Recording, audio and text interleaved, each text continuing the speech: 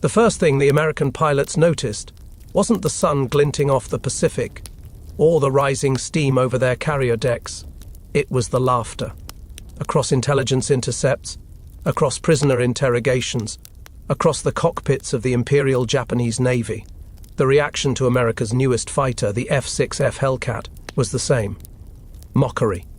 The Zero pilots had spent the first years of the war carving American aircraft to pieces, dancing through the sky with impossible agility, shredding wildcats, buffaloes, and outmatched defenders who never had a chance.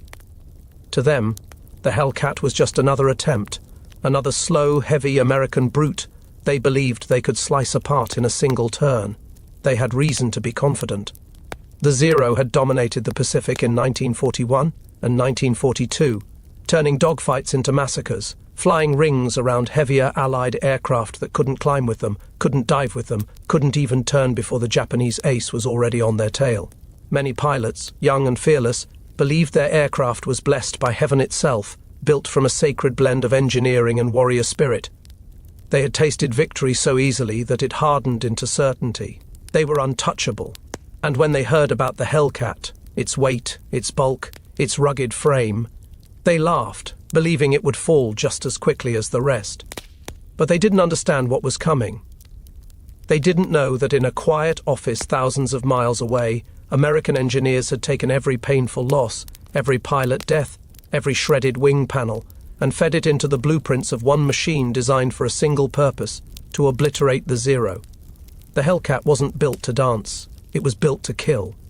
And on those early mornings in 1943, as the Pacific shimmered beneath rising carriers, a shift neither side fully grasped was already forming. The sky was about to change hands. American pilots felt the tremors of this transition before anyone else. They stepped out onto the flight deck and looked at the strange new outline of the plane that would carry them into battle. It was bigger than expected, heavier, its engine rumbling like something alive and hungry beneath its cowling. The Hellcat looked almost too powerful, as if it shouldn't even be able to lift off the deck. And yet every pilot who placed a hand on its fuselage sensed something different in the metal. Something solid. Something quietly furious. They didn't know it yet, but the emotions stitched into that steel would reshape the war. When the first Hellcat squadrons trained for combat, the instructors replaced their usual speeches with something colder, sharper, more honest. They told their men that surviving the Zero wasn't about bravery. It was about using the Hellcat the way it was born to be used. Don't try to turn with them, they said. Don't play their game. Use your climb. Use your dive. Use your power. Use the armor you've been given because the Japanese don't have it. If they hit you, you might live. If you hit them, they will not. In those words, something new formed in the hearts of the pilots. Not arrogance, not confidence, just a clear understanding that for the first time in the Pacific, they had an aircraft that could protect them. Across the ocean, Japanese ace pilots climbed into their Zeros and joked among themselves. They assumed the war in the air would continue exactly as it had begun, with American fighters spinning into the sea and Japanese aces stacking up kill counts that would glorify their names forever. The war had reinforced their belief in their own invincibility. Many had never even been hit, thanks to the Zero's unmatched agility. They felt light in the sky, untouchable, almost divine. And so when they heard about the Hellcat, they dismissed it. They had heard rumors of new Allied aircraft before. Every one of them, they believed, would die the same way. But the laughter masked something else, an anxiety quietly spreading through the Japanese command. They had no new fighters ready, no resources left to build them. Their factories were shrinking, their fuel stores thinning, their pilots inexperienced and rushed into service. The Zero, once the terror of the Pacific, was becoming a relic. And the Hellcat, though still mocked by veterans, represented something Japan could not fight forever: American industry, American resources, and a new American determination to win the air war at any cost. The carriers carrying the Hellcats pushed deeper into the Pacific, launching their first missions against Japanese positions. Young pilots strapped in, feeling the engine vibrate through their bones, the deck shaking beneath their wheels as the catapult hurled them into the sky. For many of them, it was their first time flying into combat with a machine they believed gave them a shot at living long enough to see another sunrise. In the cockpit, the controls felt different. Heavy, yes, but reassuring. And when the Hellcat climbed, it didn't just rise. It lunged upward, as if hungry for the fight ahead. The first encounters were cautious, the sky tense with anticipation. Japanese pilots formed into tight, confident formations, ready to sweep away the American intruders like they always had. They assumed the same dance would unfold. The Americans would brake, turn too slow, or stall in panic. But this time the Americans didn't turn. They climbed. They dove. They hit with the force of metal and engine power the Japanese had never experienced before. The Hellcats were not trying to match the Zero. They were hunting it. From the carriers below, sailors looked up and saw dogfights twisting across the sky, explosions flickering like sparks in a blacksmith's forge. But this time something was wrong, something was different. The white trails falling toward the ocean weren't American fighters anymore. They were Japanese. The laughter that had once filled briefings and airfields was beginning to choke into confusion. A heavy, brutal, undeniable truth was emerging. The Hellcat was not a joke. It was a predator. Many Japanese pilots returned from these early engagements shaken in ways they didn't admit. They stared at the bullet holes in their wings, the missing fragments of fuselage, the memories of American fighters climbing after them with impossible power. They whispered among themselves that the Americans had built something dangerous. But outwardly, they maintained their arrogance. They had to. The culture of the air service demanded it. Yet each night, the truth pressed harder against them. They were no longer the hunters. In these opening days, as the Pacific skies shifted from confidence to terror, from certainty to doubt, a question began forming, unspoken but unavoidable. What if the war in the air was no longer theirs to control? What if the machine they had mocked was the very thing that would sweep their legendary Zeros from the sky forever? And as the Hellcats returned to their decks, engines cooling, pilots stepping out with adrenaline still shaking in their hands, a realization settled over the Pacific like a gathering storm. The balance had broken. The old rules no longer applied. The era of Japanese dominance was ending, and the Hellcat was only beginning its hunt. The first full baptism of the Hellcat came not in a carefully planned duel, but in the chaotic firestorm above Marcus Island in late 1943. The carriers steamed in through heavy seas, their decks slick with salt, their crews bracing for the inevitable swarm of Japanese fighters that had repelled so many American attempts before. When the Hellcats launched, their engines roared like a new kind of thunder rolling across the Pacific. And beneath them, in hidden bunkers and airfields carved into coral, the Japanese pilots prepared with the same old confidence. The belief that sheer skill and the Zero's supernatural maneuverability would once again save them. They had no idea that history was counting down its final minutes for them. As the first Japanese aircraft lifted into the sky, the pilots felt that familiar rush of superiority, the wind slicing along their wings as they climbed with the grace only a Zero could achieve. They positioned themselves high, always high, waiting for the first American fighters to appear. But when the Hellcats approached, there was something different about their formation. They weren't jittery, they weren't nervous, and they weren't trying to turn early to avoid Zero attacks. They came in like predators who had chosen the battleground themselves. The Japanese pilots rolled toward them with confidence that bordered on arrogance, and then, in a single moment, the illusion shattered. A Hellcat didn't break away or dive in panic. It climbed directly into the attack. The Zero pilots were stunned.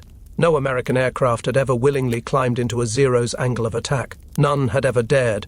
But the Hellcat did, and it kept climbing, its engine bellowing like something alive, its pilot hammering the trigger as caliber rounds shredded the sky.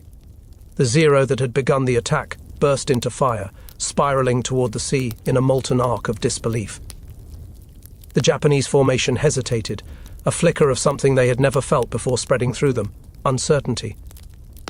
Below, the American pilots ascended through clouds streaked with tracer fire, their aircraft absorbing punishment, shaking with hits that would have killed earlier generations of fighters. But the Hellcat held together. Its armor shrugged off glancing blows.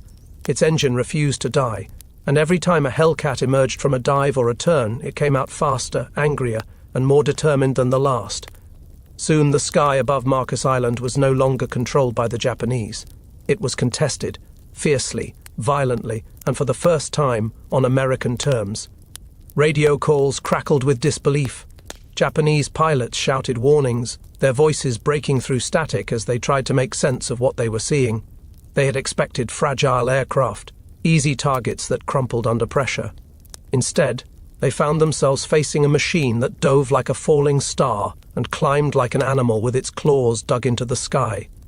The Hellcat didn't just resist their attacks, it punished them. Every mistake, every miscalculation, every second spent in the wrong place became a death sentence, and the Japanese realized with growing dread that their old tactics simply no longer worked. On the carriers below, commanders watched the unfolding battle through binoculars, counting the explosions, following the twisting trails of smoke. The mood changed from caution to something electric and dangerous. The Americans, who had spent 2 years losing pilots to zero aces, suddenly saw the unthinkable. Japanese formations breaking apart, not advancing. The sky, once dominated by the curved, nimble silhouettes of the Zero, now belonged to the heavy, snarling beasts that tore through them like hunters tearing through a wounded pack. When the Hellcats returned, deck crews stood in awe at the number of aircraft coming back intact. It felt impossible, almost unreal, as if they had stepped into a different war. In Japan's air command centers, the reports produced a silence no one dared break. The Zero had never failed like this before. For 2 years it had been the symbol of Japanese aerial supremacy, the weapon that defined the Pacific. But now, pilots who had once bragged about their invincibility came back shaken, their hands trembling as they climbed out of their cockpits. They described American fighters climbing into impossible angles, outrunning them in dives, tearing through their formations with merciless precision. The Zero's weaknesses, its lack of armor, its fragile fuel tanks, its inability to handle steep dives, were no longer theoretical flaws. They were fatal. Younger Japanese pilots, thrown into battle with minimal training, realized immediately they were in a war they could not win. They were being sent into the air with machines designed for a different era and expectations shaped by a fading myth. They watched Hellcats tearing apart the skies, watched their mentors fall in arcs of flame, watched their own survival chances shrink with every engagement. Many began flying more cautiously, more fearfully, breaking formation early, abandoning dogfights they would once have initiated with pride. But caution offered no protection. The Hellcat didn't care if they were veterans or rookies. It hunted them all the same. The deeper into 1943 the war progressed, the more lopsided the encounters became. Hellcat pilots refined their tactics, mastering the art of diving attacks, high-speed slashing maneuvers, and coordinated assaults that overwhelmed Japanese formations before they could even begin a turn. They didn't need to outmaneuver Zeros in tight circles. They just needed to hit hard and hit fast. And with every victory, their confidence grew. The Pacific sky, once a place of fear, became a place of purpose. Hellcat squadrons began to speak about the Japanese pilots, not with fear, but with a cold, focused respect. Respect for an enemy who was doomed by the very machines they trusted. Even the Japanese aces, those legendary pilots with dozens of kills, found themselves forced into fights they could not dominate. They pushed their Zeros far beyond their limits, trying to turn tighter, climb steeper, squeeze every ounce of performance they could. But every time they faced the Hellcat, they encountered the same brutal reality. The Zero could not outclimb it. It could not outdive it. And if a Zero ever found itself below or in front of a Hellcat, the fight was already lost. Many aces died refusing to retreat, clinging to the belief that skill alone could overcome a machine built to destroy them. Their deaths became symbols, not of heroism, but of a fatal misunderstanding. For the Americans on the ground, the psychological shift was immense. Pilots began to walk differently across the flight decks. They carried themselves with a quiet confidence born not from arrogance but from survival. They no longer felt like prey. They finally felt like equals, and soon superiors. Commanders noticed the change too. Planning sessions grew more aggressive, more daring, as they realized the Hellcat allowed them to strike deeper and further into Japanese territory than ever before. Each successful mission carved another crack into Japan's once unshakable air superiority, and each crack spread through their military like frost. By early 1944, the Imperial Japanese Navy faced a crisis it could not reverse. They were losing pilots faster than they could replace them. Their training programs were rushed and desperate. Their aircraft factories, strained and under-resourced, could not produce anything that could challenge the Hellcat. They relied on machines born in 1940 to fight machines built with 1943 technology, American industrial might, and brutal battlefield intelligence. It was a mismatch written into the sky itself. And still, despite the losses, many Japanese pilots entered each battle with grim determination.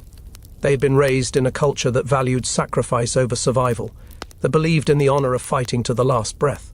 But even honor could not rewrite physics. When a Hellcat dove from 20,000 feet with its guns roaring, honor did not stop the rounds from punching through fuel tanks, igniting engines, ripping wings apart. When a Hellcat climbed into a vertical pursuit, honor did not give the Zero the power it lacked. The truth was as merciless as the weapon delivering it. The age of the Zero was over. And yet, Japan refused to accept this reality. Their commanders believed superior spirit would triumph over superior machines. But in the Pacific, spirit could not outfly a Hellcat. By the time American carrier groups pushed toward the Marshall Islands in early 1944, the Hellcat was no longer a mystery. It was a nightmare whispered across Japanese airfields.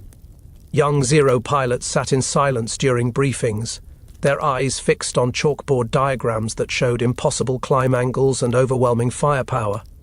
They were told to stay disciplined, to use teamwork, to rely on the Zero's legendary turn rate. But these instructions felt like relics from another era. Even the instructors knew it. Every man in the room sensed the war in the sky had shifted from daring duels to one-sided hunts. And each mission began with the same chilling thought.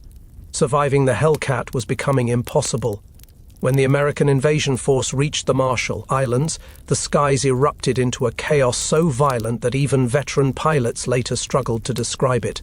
Hellcats rose in tight, disciplined formations, engines thundering as they climbed into the sunlight. Below them, the ocean reflected the massive machinery of war, carriers, destroyers, supply vessels, all pushing toward Japanese territory with relentless purpose. The Japanese scrambled to respond. Their fighter wings launched from coral airstrips carved into jungles, lifting into the sky with the old confidence that had once defined the Pacific. But the moment they saw the blue silhouettes of the Hellcats approaching, something inside them tightened. The enemy no longer feared them. The enemy was hunting them. The first clashes above the Marshall Islands were swift and brutal. American pilots, armed with months of experience fighting Zeros, no longer hesitated. They knew exactly what to do: strike fast, strike from above, and never give the Zero a chance to dictate the fight. One Hellcat pilot later wrote that the enemy aircraft seemed to hang in the air like ghosts, powerless to reach them before the .50 caliber guns opened fire. The Zeros twisted desperately, banking hard, turning tighter than any American plane could dream of. But the Hellcats didn't fall for the trap. They stayed high, rolled over, dove with killing speed, and ripped through the turning circles with explosive force. The Japanese pilots were left fighting physics itself, and losing. As the battle raged, American radio channels erupted with reports of kills, near misses, and attacks from every direction. But underneath the urgency there was a calm confidence, a belief that their aircraft could withstand almost anything. Many pilots pushed their machines to the limit, diving so steeply their controls stiffened and their frames shuddered. Yet the Hellcats held together, absorbing punishment with a kind of mechanical stubbornness that gave pilots the courage to press the attack again and again. When they pulled out of those dives, the ocean rushed up like a wall, but the aircraft never faltered, and behind them another Zero fell in flames. On the Japanese side, panic spread with every passing minute. Radio discipline collapsed. Pilots shouted warnings, screamed for help, begged their wingmen to cover them as Hellcats tore through their formations. But the Zero pilots faced an impossible task. Their aircraft had been designed for an earlier war, a war of agility, of lightness, of daring maneuvers that relied on a pilot's skill more than the machine's strength. But now, over the Marshall Islands, the air war had become a contest of speed, climb, power, and fire. And in those categories, the Zero was hopelessly outmatched. After the battle, Japanese survivors reported seeing Hellcats shrug off hits that would have destroyed any Zero.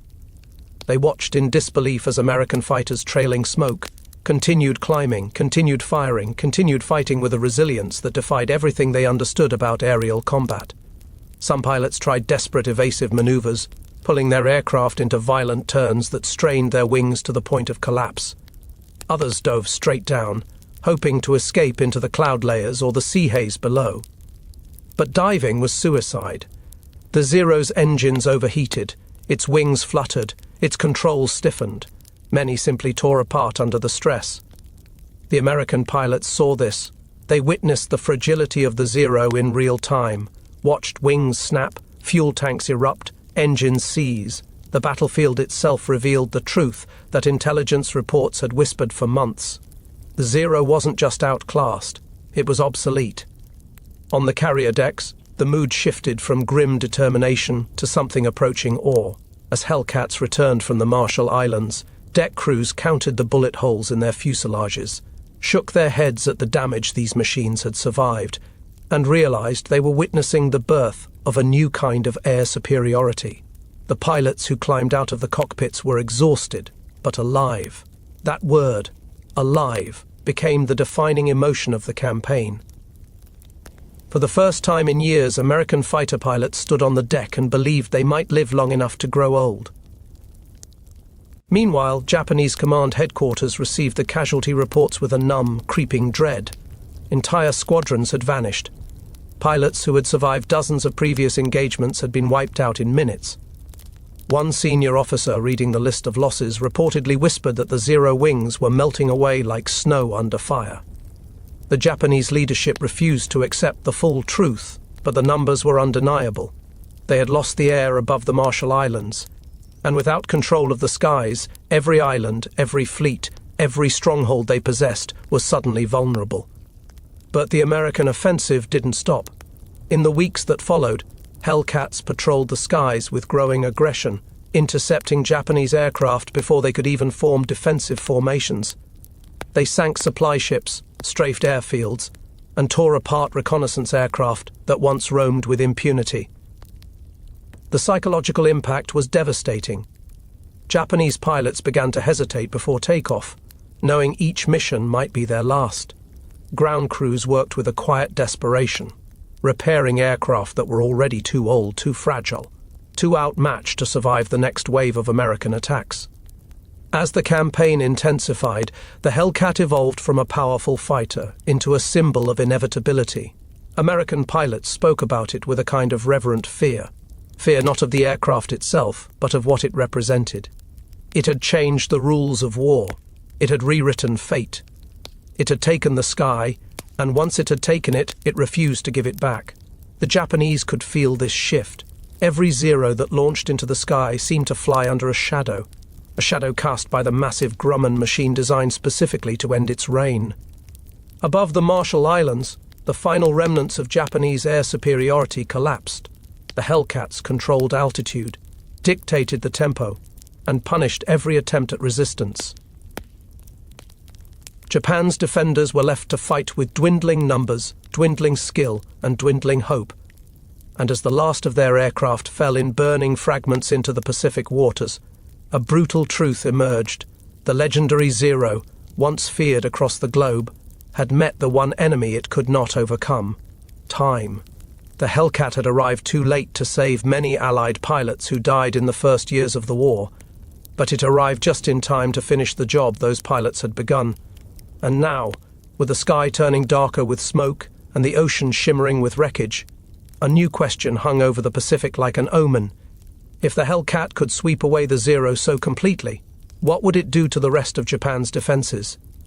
When the American pilots flew back to their carriers that night, the sun burning low over the horizon, they knew the answer, because they had seen it firsthand. The Hellcat wasn't just winning battles, it was rewriting the balance of power in the Pacific. What happened next was not a series of battles, it was a dismantling. By mid-1944, as American forces closed in on the Marianas, the Hellcat didn't simply challenge the Zero in the sky. It dominated it with a level of control that felt almost surgical. The pilots who climbed into its cockpit felt as though they were carrying the entire weight of the Pacific War on their shoulders, and for the first time, they believed the war was winnable from the air alone. Below them, the Japanese airfields buzzed with frantic preparation, crews rushing broken Zeros into position, pilots strapping themselves into machines they no longer trusted. Every man on those airstrips knew what was coming, a sky filled with blue-painted monsters whose engines growled like predators closing in on injured prey. The first major test came over Saipan, when waves of Japanese fighters rose to defend what they believed was an impregnable island fortress. They expected the same desperate, brutal fight for survival they had once forced upon American pilots. But when the Hellcats appeared above them, descending in tight, disciplined formations, the Japanese pilots immediately sensed the shift. The Americans didn't scatter. They didn't panic. They didn't turn away. They came down with total authority, controlling every angle, every foot of altitude, every movement of the battle. The Hellcats struck the first wave with overwhelming force, and the Japanese formations broke apart almost instantly. For the Japanese pilots, the battle felt like suffocation. Every escape route closed the moment it opened. The Zero's only advantage, its turn rate, meant nothing when the Hellcats refused to enter those tight spirals. The American pilots simply rose above the dogfight, rolled their aircraft over, and dove again with crushing speed. The Japanese tried to climb after them, but their engines gasped and strained, unable to match the Hellcats' raw upward power. Many Zero pilots found themselves stalling, hanging helpless in the air as the Americans swept down on top of them. In those moments, they understood the truth that their commanders refused to accept. The Zero had become prey. As the battle intensified, American radio channels filled with cold, clipped updates. Contacts spotted, kills confirmed, threats eliminated. There was no panic in the voices, only precision. The pilots had learned how to fight this enemy, how to anticipate the Zero's evasions, how to counter its strengths and punish its weaknesses. They fought with the confidence of men who finally understood the battlefield, and the Hellcat rewarded them with survivability that bordered on unnatural. Aircraft limped back to carriers with wings riddled by cannon fire, fuselages torn open, hydraulic systems leaking fluid like blood. And yet they came back. They always came back. In the aftermath of Saipan, American strategists realized they had seized something far more valuable than airspace. They had seized inevitability. If the Hellcat could break Japan's main fighter force over the Marianas, it could break it anywhere. And the next target, looming on every map spread across American command tables, was the largest battle Japan had ever planned in the air, the defense of the Philippine Sea. The Japanese intended it to be their decisive blow, a last chance to crush the American advance and reclaim the momentum they had lost. They trained their remaining pilots, gathered their last fueled aircraft, and prepared to unleash the full power of their remaining Zero wings. But the Americans brought the Hellcat.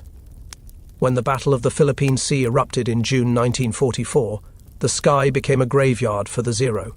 Hellcat pilots rose from their carriers into a wall of sunlight and enemy fighters, knowing the stakes were enormous. If they failed, the American invasion of the Marianas could collapse. But what happened in those hours would be remembered forever. The Japanese launched wave after wave of aircraft, throwing everything they had into the sky in a desperate attempt to overwhelm the American defenses. Instead, those waves crashed into a storm of fire. The Hellcats tore through the incoming formations with a level of dominance never before seen in naval aviation.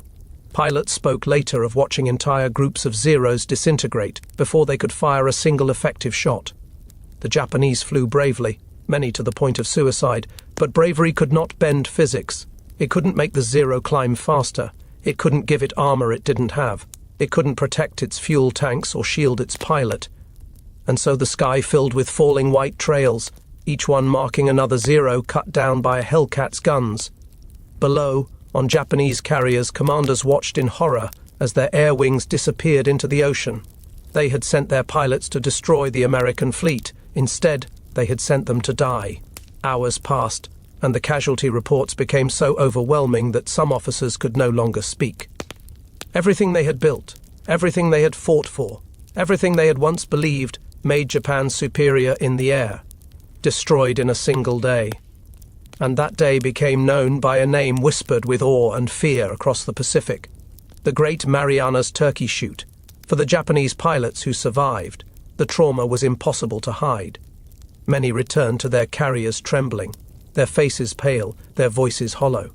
They had seen Hellcats appear out of the sun with a speed that stole their breath, ripping apart their comrades before they could react.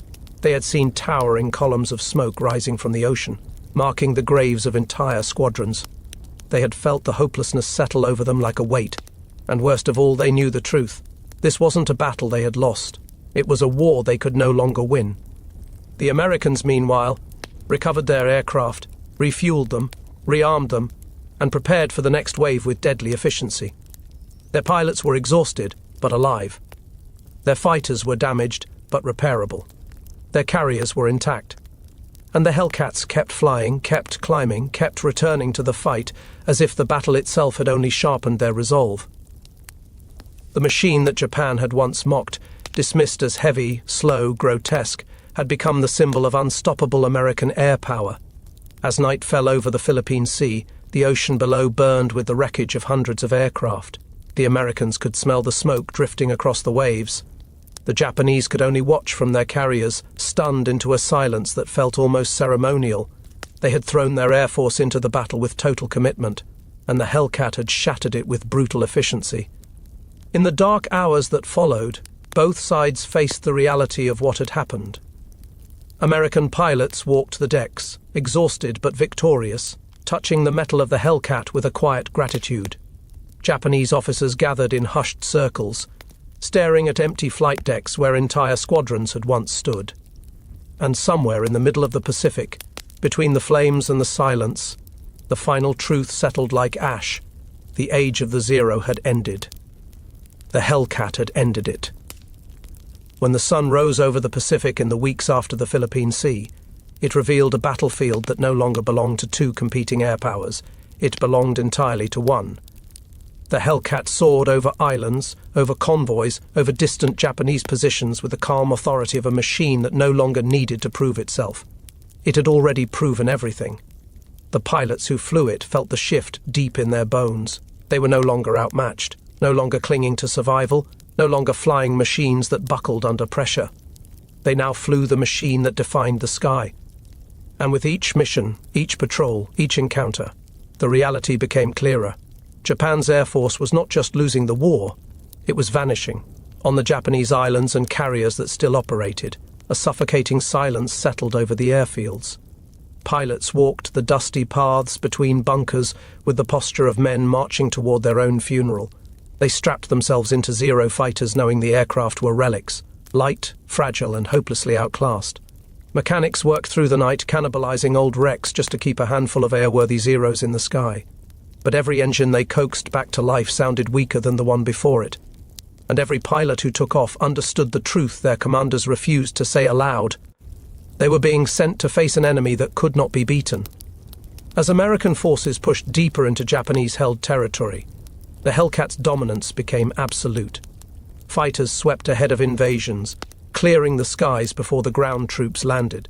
They intercepted reconnaissance planes, shredded bombers, and burned through remaining Zero squadrons with a speed that stunned observers on both sides. Japanese pilots rarely lasted more than a few minutes in combat. Many never saw the Hellcat that killed them. They simply felt the sudden eruption of gunfire, the violent tremor of metal tearing apart, the blaze of fuel igniting, and then the ocean swallowed them whole. The psychological toll on Japan's military was devastating. Newspapers could no longer hide the losses. Commanders stopped giving enthusiastic speeches. Even propaganda artists struggled to paint optimism onto canvases of disaster. Older veterans, the few who still lived, watched the new pilots climb into their aircraft and whispered prayers under their breath. They had flown when the Zero was king, when it danced through dogfights with unmatched grace, when it felt invincible.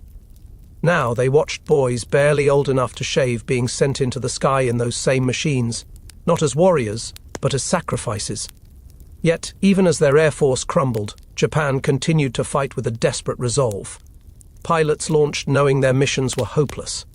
Some attacked in tight formations, trying to overwhelm Hellcats with sheer numbers. Others attempted radical, dangerous maneuvers that pushed their aircraft far past safety limits. A few resorted to suicidal charges, turning themselves into living weapons. But no matter the tactic, the outcome was the same. The Hellcat endured. The Hellcat countered. The Hellcat killed. On the American carriers, the mood had shifted from anxiety to a cold, efficient purpose. The pilots respected the courage of their enemy, but they no longer feared the Zero. They knew its limits. They had studied its patterns, its weaknesses, its every flaw. They flew with a grim professionalism shaped not by arrogance, but by responsibility. They were the blade pushing across the Pacific, and every flight brought them closer to Japan's home islands. The Hellcat was not just a fighter anymore. It was a symbol of momentum, of inevitability, of the crushing industrial and tactical power rising behind the American advance. By late 1944, Japan's air force was reduced to fragments scattered across shrinking pockets of territory. Entire squadrons had vanished. Training programs collapsed under fuel shortages. Skilled instructors died faster than they could be replaced. Many new recruits were sent into combat with only a handful of flying hours, barely familiar with the Zero's controls. When they encountered Hellcats, they often never returned. Losses reached such catastrophic levels that some Japanese officers refused to launch inexperienced pilots at all, preferring to save them for a later battle they knew might never come. And despite all this, the Hellcat continued to improve. American engineers refined tactics, strengthened components, and maintained constant pressure. Carrier groups operated with machine-like precision, launching raids that tore apart anything left of Japan's air defenses. In the final years of the war, the Hellcat achieved a staggering kill ratio. Over 19 Japanese aircraft destroyed for every Hellcat lost. It was domination on a scale no one had ever seen in naval aviation. And as the war drew closer to Japan's mainland, the skies darkened under the weight of American aircraft that seemed endless. For the surviving Zero pilots, the end of the war felt less like defeat and more like the collapsing of an entire worldview. The aircraft they had trusted, the machine they believed embodied Japanese engineering brilliance, had been outpaced by time. The Hellcat wasn't just a better fighter. It was a new chapter in aviation. Stronger, faster, deadlier, and engineered with the hard lessons of war carved into its frame. The Zero had shaped the war's early years. The Hellcat shaped its end. When Japan finally surrendered in 1945, many Hellcat pilots returned home barely believing they had survived. They had flown through some of the most violent skies ever seen. They had watched enemies burn, watched comrades fall, watched the war twist the sky into a place of fire and steel. And yet they lived, because their machine had given them a chance. The Hellcat became their symbol of survival, their shield, their weapon, their legacy. But for the Zero pilots who survived the war, the memories were darker. They remembered climbing into cockpits knowing they were outmatched. They remembered watching entire squadrons vanish in minutes. They remembered the day when laughter, mocking the heavy, ugly American Hellcat, turned into silence. The Hellcat didn't just defeat the Zero, it buried it.